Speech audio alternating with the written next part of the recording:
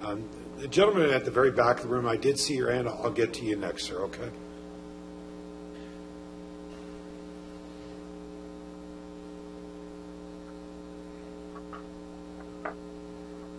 You could introduce yourself, please.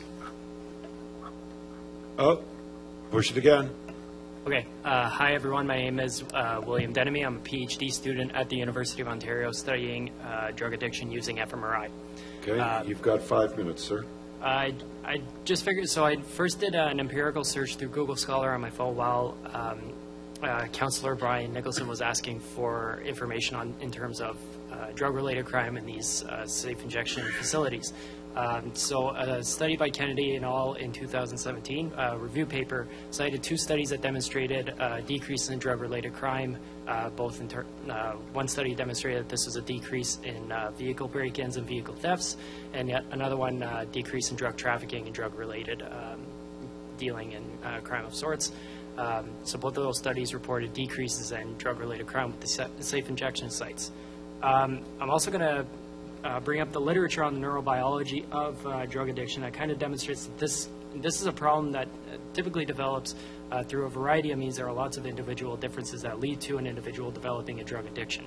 The one thing that is pretty consistent, however, is the profound changes that occur in the brain, not only as a function of substance use, but also as a function of abstinence and withdrawal that promote a high risk for relapse, leading to drug addiction not necessarily being something that you can cure with the technology that we have available for us, but something that we can manage and make less painful for individuals that are currently undergoing these difficult cycles. That's where these harm reduction techniques can really come into play in order to essentially manage the problem and reduce the harm that it's causing to individuals, not just the community itself, but the individuals that are struggling with these drug addictions as well. A lot of them aren't really thrilled to be so hung up on these type of substances, but the way that their brains are wired keeps them from being able to cut this down, similar to any type of disease. And therefore, these safe injection sites, while we do have already a lot of facilities available for individuals with drug addiction,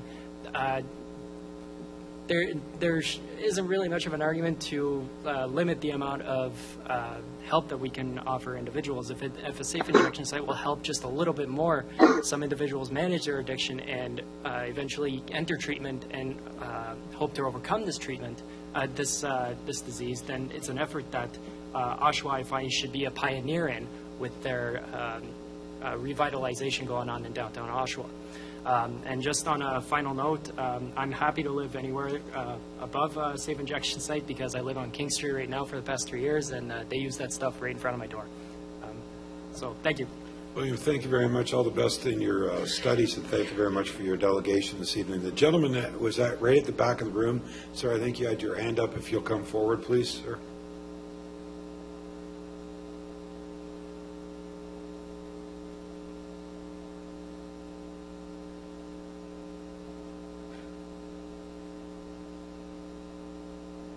Good evening, sir. How are you? Good evening. I'm fine. Thank you very much. Good. Why don't you sign in? If you could introduce yourself, please, sir.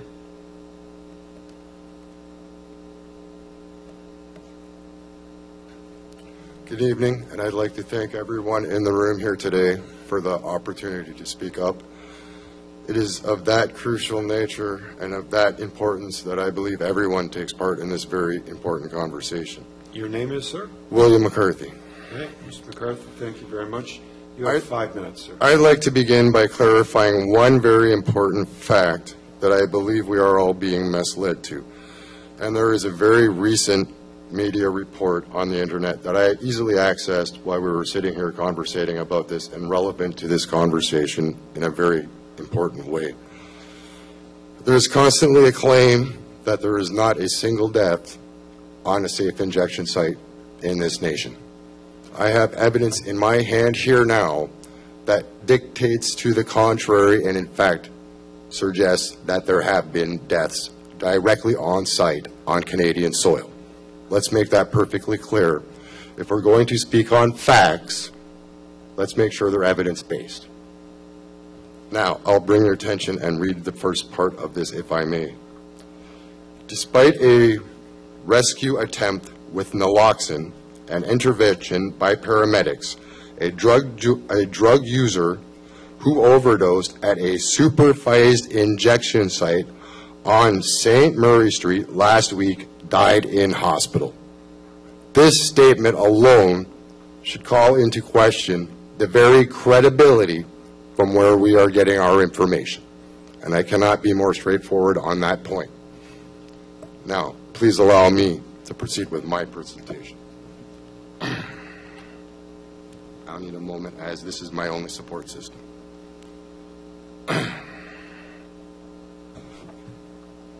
I'm here today to speak primarily in the interest of safety for all members of the community. This has to be the leading and forefront word at the beginning and in the end of this entire conversation. And I believe it has been overlooked numerous times on the process to get us to a path of a potential solution. Current existingly, we have created a crisis out of the rush to react to do something. And I am speaking specifically about the programming that allowed us to introduce free needles, a total giveaway, let me mind you. This was treated as though they had the same danger level as condoms. Let's be perfectly clear. This is something entirely different we are dealing with. Again, I am speaking on a safety perspective. Right now, these syringes, in fact, are being given, oh, sorry, pass it. This seems to have created a dangerous circumstance for many reasons. What is in these needles that are being not recovered, and what is on them? Who were they previously injected to? And who is at risk at finding these needles? I would suggest our most vulnerable members of society have indeed been put at risk. I'm speaking of children.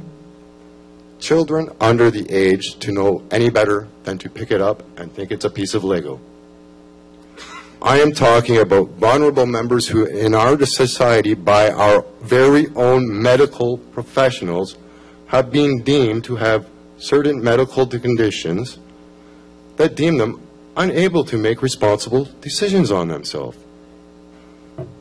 I have witnessed of my own account numerous times in the last couple of weeks, individuals directly picking up syringes from the street with no contemplation to even what was there, strictly just to inject it in the arm, on the spot, no thought, no safety precautions. This is half of the problem. We must come at this from an absolute 100% safety perspective for everyone.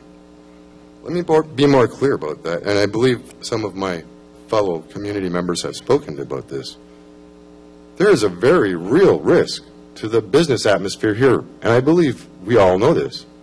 I am an individual that is not connected to any business, any political wing, or any self-serving interest. I am absolutely walking in as a community member, and that is it. One resident, one voice. Safety must lead us. To react into fear creates more problems, entirely other safety risks. I call into question now, who was ultimately responsible for this the injection needle exchange program, Who was responsible for authorizing this to go ahead? Because there is a very relevant question I have. Was a safe exchange part of the business model? And I can't be more clear than this is a multi-part question here. Bear with me. If so, why was it not then used?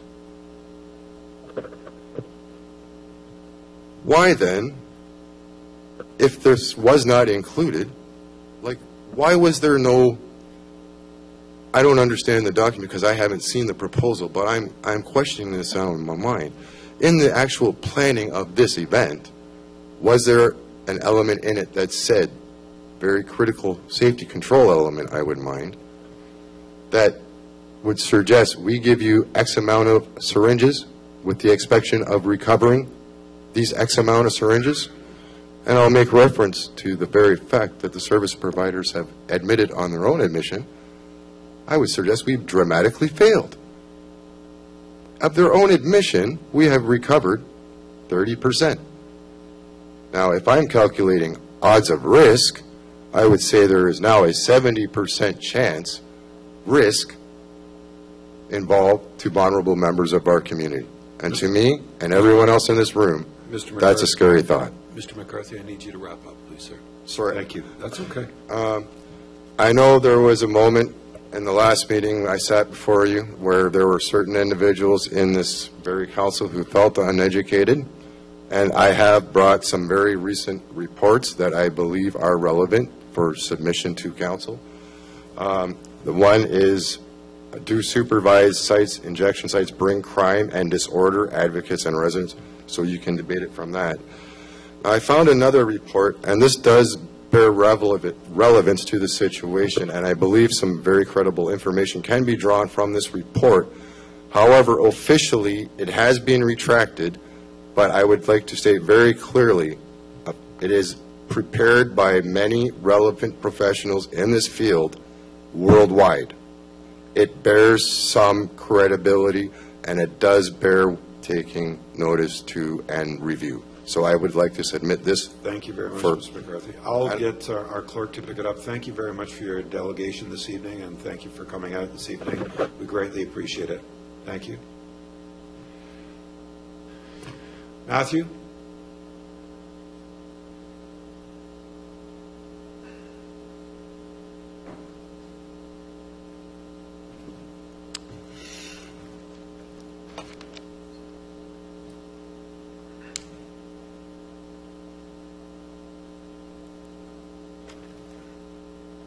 Is the mic on? Okay. Matthew, could you introduce yourself, please? Yes, my name is Matt Katsopoulos. I addressed council on this issue before. Tonight I want to thank everybody that's been commenting about their stance on this safe injection consumption site. Somebody earlier said that this shouldn't get political or shouldn't be political, but the fact is it is political. We have one side that's saying, which is the left wing, social justice, being like, we need to support this, we need to help people, we need to be there for, it shouldn't matter about money. And then we have the right side that is about taxes and about who's paying for this and what's going on. I want to give it into a different perspective, and I want to talk about the reality of what's going to happen if we have a safe injection site. One, it is not a cure. It won't fix people, and it won't actually help people. It will enable them. I am an addict, and the term addict means somebody who has struggled or faces addiction. I have spent the last 6 weeks, maybe even more, struggling with my own self and helping other people in my community with addiction. I've also spoke to people directly who are facing addiction to this day that are still struggling with getting sober or being clean, as you might say. Now, a lot of the people that were talking here today were either taxpayers or people in the addictions school program at school. But I did not really hear a lot from people who are struggling with addiction. So now you're going to hear from somebody that has struggled with addiction. If we have this safe injection site or safe consumption site, that will enable me to go there and use, and I don't want to use anymore. From people that I have spoke to at the refuge, youth from 16 to 26, they want to stop using and they do not want to use anymore. From people that I have spoken to at gate 316, they want to stop using, they do not want to use anymore. I feel that if they are saying, or we are saying, that we don't want to use, but are still using, a safe injection site will make it that much more harder to stop using. The first thing about being an addict is acknowledging that you have a problem, or you're struggling. The second part is being able to address it and find a way to fix it. And I don't believe that going to a safe injection site is going to fix the problem. it won't even deter the problem because I can go away from that safe injection site and use again. When we also talk about safe needle exchange programs, that just gives me more needles to use, to share, to be a part of a bigger problem. Safe injection sites are going to cause more deaths. Now, people were saying that safe injection sites have not caused any deaths. Let's reevaluate that stand. They have not caused deaths at their facilities. But how many people have walked away from safe injection sites and commit suicide or have overdoses outside of the building or get used because their friends were in there and have more product to share with them? They are going to use. The most important thing I think about in this whole spectrum is because I'm a big advocate for the vulnerable sector is our children. Brian Nicholson, you're really good at this, so I really hope that you would put this forward tonight. And when making a decision that you vote in two parts. One, you vote whether to accept or decline the adoption from Lakeridge Health. And two, to vote, if it is in favor of adopting, to vote a location of where they have determined. Midtown Mall, it's not about being in Ward 4, by the way. I don't care. If it is approved, be in Ward 4. But Midtown Mall is not the option. Midtown Mall is close to a school. John Howard Society said they wanted to, and Lakeridge Health said they wanted it to be away from the school. EA level, a school nonetheless that has daycare that provides care for children. Midtown Mall also has a dollar store. Who is the most, and I said this before, who is the most prone to go to a dollar store? Children, because it has toys and candy. That's where children go. The other thing, a library. Who goes to the library? Students who have to do their homework. Kids who like to read and watch and play computer games. Kids use the library. Students use the library. An art gallery. Families go into the art gallery. Do you not understand that all these places that are close to this location are filled with children? Schools aren't the only place that are filled with children. There is so many more factors you have to put in place when you're considering putting a dangerous place into our city. And it is dangerous if it is in the reach of children. Thank you. Thank you very much, Matthew. I greatly appreciate it. Adam, I'll get to you in 1 second. I'm just going to take this gentleman and then I'll come to you, okay? So just hold on a second. Sir, way back in the left corner, if you'll come forward, please.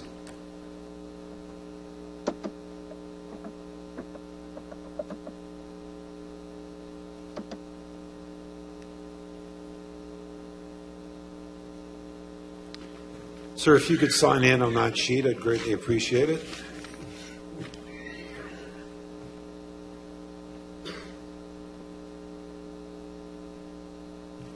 Ray Bond.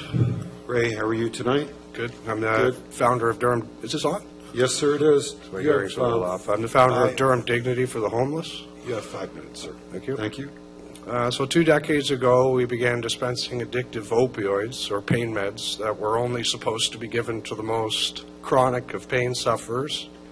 Well, they lied, and now we're losing 11 people to opioids every day in Canada. Then methadone clinics came along. They were the new crave.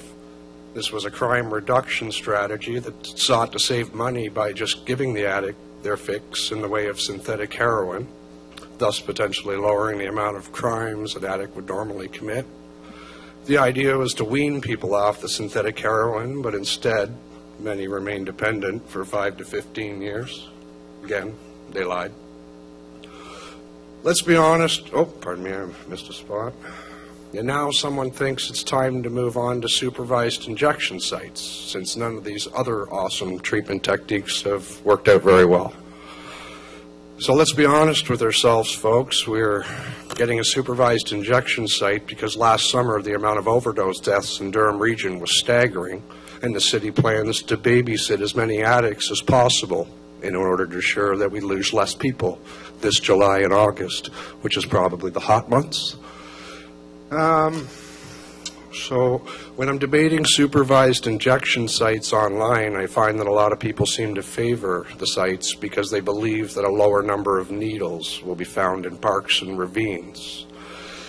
SI sites will do little to curb this problem. I'm thinking it's more of the other implementations that will cure that problem, and we've just thrown that in to kind of butter the deal up. I'm finding a lot of people are convinced that this will help with the needle problem, and it's an unmeasurable way of even determining whether it'll help or not. There's no way of measuring that.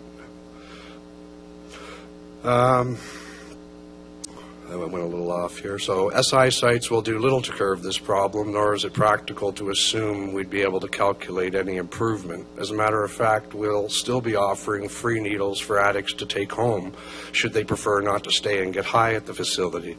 My last count was 618,000 free needles given out in Durham Region. Doesn't sound like giving out 618,000 free needles in Durham Region to addicts is going to help solve the problem of finding needles. I believe that number is higher now. This might be back in 2016-17. Somebody indicated 630 the next year, maybe 800 the year after, January. So in British Columbia, they have already evolved past methadone clinics and safe injection sites. And for over a decade, I think 13 or 14 years, there's been a pilot project giving pure pharmaceutical-grade heroin to the patient several times a day. Now BC is hoping to expand this program and even implement vending machines that dispense opioids to addicts based on some sort of fingerprint recognition software.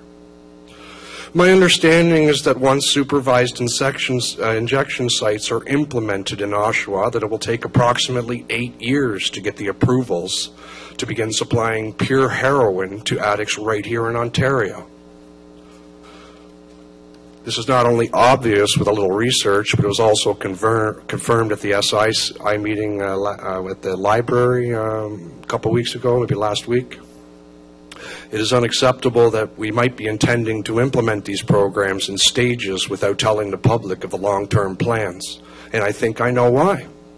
A lot less people would be on board if they knew where this was actually heading. Once we begin giving drugs to any one group of addicts, we open Pandora's box. We already know that lobbyists will soon come along and demand drugs or alcohol for other types of addicts, and our equal rights laws would support the argument. If we allow the billable services for one group of drug user, we will have to allow it for the rest of them, including those others also considered to have a disability now that that has been included, such as alcoholics. I believe we need a long-term holistic treatment program for the chronic drug users, not a safe injection site. You don't nurture the behavior and say it's okay because the city needs to bring its overdose numbers down this year. You arrest them for possession of heroin and offer them a deal to commit a 90-day treatment program in exchange for dropping the charges, similar to what you do for mental health diversion programs that currently do little but give people the empowerment that there's really not going to be a punishment for anything that they do, so long as they were high when they did it. If we can amend the laws to allow a person to harm themselves, and we have amended laws to allow a person to continue harming themselves, and when I grew up, we weren't allowed to allow somebody to harm themselves or others. That was, kind of one of the basic staples. But we've amended laws to allow this to happen. But if we can amend the laws to allow a person to harm themselves using illicit drugs, then we can amend the laws to put them in an institution to dry out each time they commit a crime and go too far. Ray, I need you to wrap up. Yep, one more sentence. Thank you, sir. That would be more honorable than standing there watching an addict put a needle in his arm. And I think safe injection sites and the inevitability of 8 years from now is far worse than anything else we could try. Thank you. Thank you very much. I greatly appreciate your delegation this evening. Thank you. Adam? Councillor Chapman, would you mind taking the chair for a few moments, please?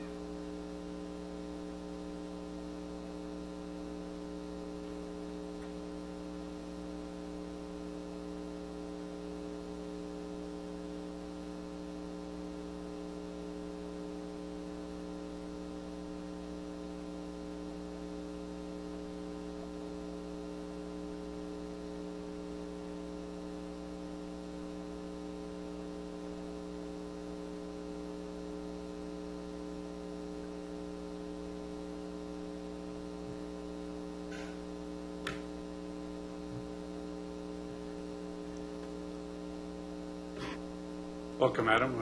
Whenever you're ready. Good evening, Mr.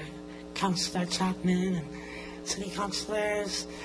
I'd first like to thank our presenters for taking initiative, for really highlighting this issue and forcing us to do something, because it has been just kicking along and not really looking at it. So I have this book. Can you bring the microphone in just a little? Can you bring the microphone in a little bit more, Adam?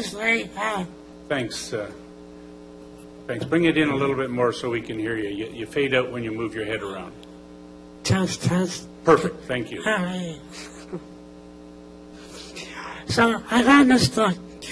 Two slow measures, carelessly out the door on drugs by an academic at a university in Vancouver who's a specialist in drug addiction.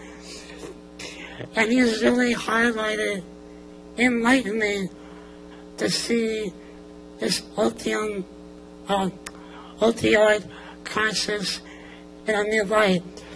And I hope our presenters don't take this personally, that I don't agree with the model of your approach to do anything about this opioid crisis. I would call it more like a value-neutral measure, and also there's no way out of the opioid crisis. Now, as all the great delegations that presented today, it really seems that this is a divisive issue, so any action will be met with more resistance, because a lot of the arguments is talking about a lack of information and awareness and knowledge about what we are going through. So we cannot argue that we are going through an opioid crisis. An opioid crisis is not also damaging North America, Australia also. But all I've been seeing with this barrage of information is that it's just been concentrated on deaths, needles in the street, junkies, tent cities, and mental health illness. And the root causes of the situation we're going through right now haven't even been touched in discussion. So I don't understand, I can't even comprehend how we can go ahead with this consumption and treatment service plan if you don't even know what you're solving. And it's just going to be this bureaucratic structure that doesn't solve anything. Or if it does, it solves maybe 10% of what we thought it would have been. And so I'm looking at it through different eyes, like the Portugal model that went through the opioid crisis and reduced the crisis by 90%. Now, isn't that something measurable? So, it's obvious we all desire a reasonable resolution to this situation. One that must be meaningful, not politically expedient. Being pragmatic and applicable in treating lives. And from what I understand, this plan is really not about treating lives. It's just trying to control the opioid crisis. Just kind of like push it under the rug so we don't see needles in the street. But the problem's still going to be there, and I can't consciously tell you I can accept that. Lord, I know there are people suffering from this addiction, and this enabling the addiction is just not moral at all. And recovery is not even in this plan. So what kind of hope you're going to get people? And when I look at this building, I'm like, how can people with addiction get any treatment or value out of it if they're getting the poison into their bodies? And then in the same building, say, okay, let's try to find your greatest version. Like, would you take an alcoholic to a bar and talk about, hey, let's get you on the right track? Or the host of Alcoholic Anonymous meeting in a liquor store. You know, I agree that a lot of things that are mentioned in this plan, there's some good ideas in it, but it's not coordinated. It's just locked returns, sugar-coated, think it's a good idea to learn and learn and building trust.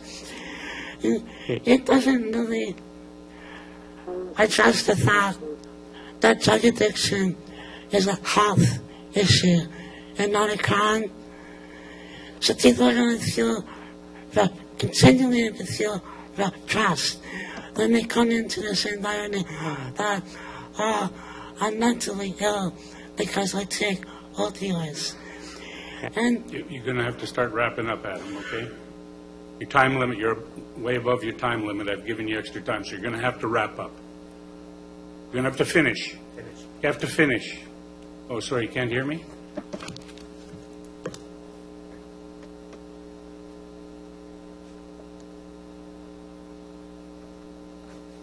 oh, okay. Okay? Thanks, Mr. Davis. Okay, so I want to end on a high note. Oh, sorry. I want to end my delegation on a high note that in this chamber is a community that really want to solve this issue, and there are institutions available to help with this issue, so better coordination with these agencies and institutions can really tackle this issue. And outreach needs to be invested in. And again, Durham Regional Police Services need to be involved. Durham Defense, Colin Carey need to be involved in this discussion. So I hope they can consciously make a good decision, a smart choice. Thank you. Thanks very much, Adam. Thank you. Was there somebody else? Come forward, please.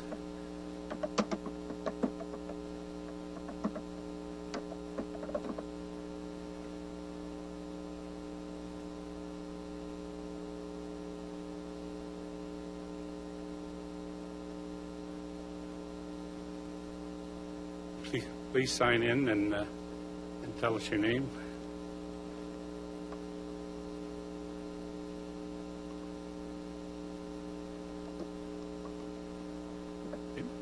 Welcome. You have 5 minutes. Hi. I'm 26 years clean. I been through a couple of rehabs. Had pretty good, pretty rough life. But I'm familiar with Vancouver's Insight program. My uncle lives down the street. He was stabbed a couple of times after the insight. Can you keep the mic in front of you? You're turning your head and then it goes, you Sorry. fade out. That's okay. He was stabbed a couple of times on after this insight, the thing came in. Prior to it coming into Vancouver and East Hastings, it wasn't that bad. It was a rough place. You'd probably get roughed up the odd time. But it became a place where the police couldn't go. It became a place where you couldn't let your kids play in the park anymore, a little parkette at the corner. The seniors couldn't sit out there anymore because the needles and the people using the needles. As much as people like to say that you don't die inside that building, I'm here to tell you I watched people die outside, sitting on the sidewalk of that place on East Hastings. I watched them. Where was the help? There were people there that when cops would go down, they'd throw shit at them. Swear.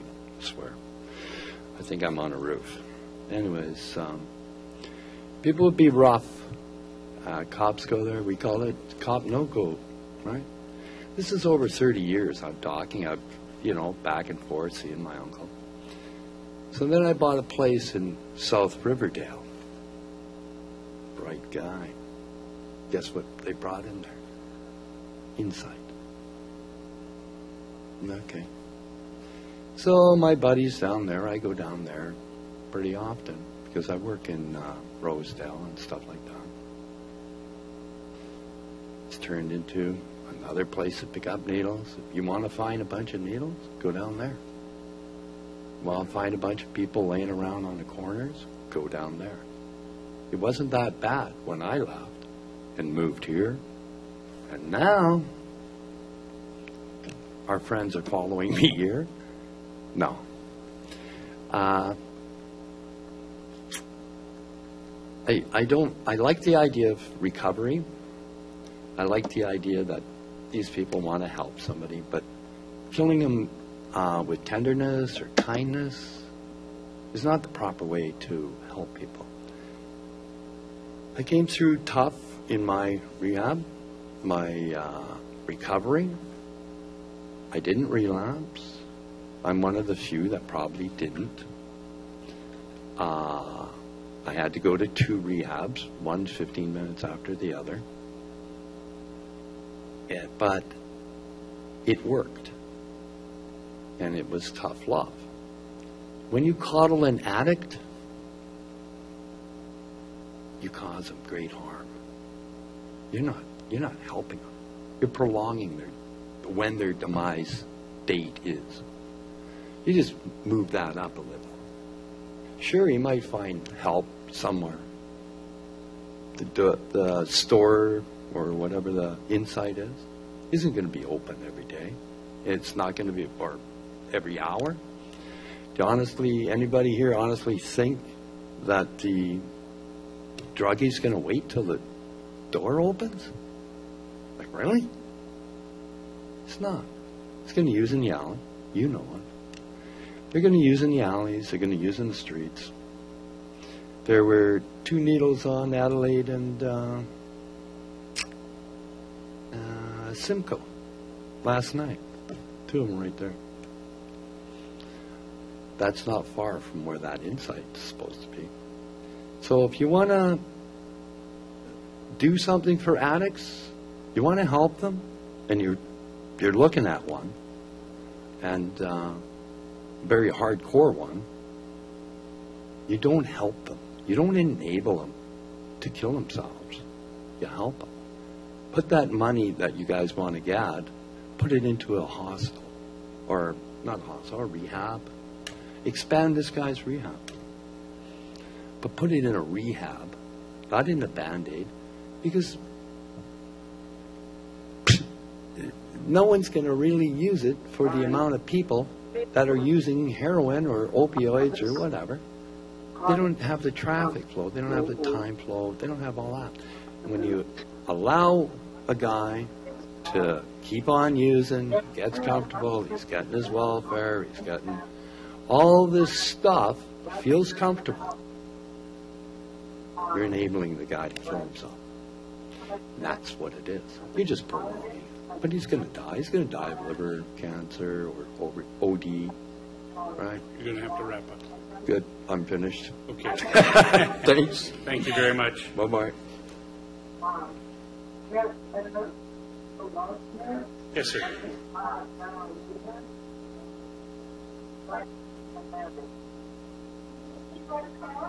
Just before we do that, we need a motion to extend the hour, correct? We'll move Councillor Nicholson, seconded by Councillor Marion Pietri. All in favor? That's carried. Just so you know, folks, our procedure says at 11 o'clock, council is supposed to be over, and if not, then we have to extend it by procedure, which we've just done. Welcome, sir. My name is, we on here? Yeah, just pull the microphone in a little bit. My name is Dan Gagnon. I'm a resident of Oshawa since probably 65. I'll keep this short. I'm an addict. I'm going to go from my notes because I'm not really I'm not much of a speaker, so. But I have to agree with what William got up and said. He did hit on a couple of things. Oshawa doesn't need, I quote, a shooting gallery. That's what addicts call it. Not a safe house, a safe place to use. It's a shooting gallery. Because I'm an addict, I started my IV drug use in 1975. It went on for years. From 1990 to 96, it was totally out of control. I've been in recovery since 97. I don't ever want... Oh, you hit the button. Oh, sorry. It's okay. Like I was saying, I don't ever want to go back to my old ways. What keeps me clean today is methadone treatment, which I heard negative talk about today, but it actually works. And staying away from people and places of drug use. I have a fear of dying of an overdose because of injecting something cut with fentanyl. But hey, these people want to give me a safe place to use again. I may be all for it. I could go back to my old ways. I feel safe about doing it because they're there offering me a safe, supervised place where I can overcome my fears of overdosing or dying. How many others will feel the same way? I've been clean since 97, but you may change that by opening a safe shooting gallery for me and others like me. I ask you, do you want that on your conscience? Thank you. Thank you very much, sir. Are there any others? Robert?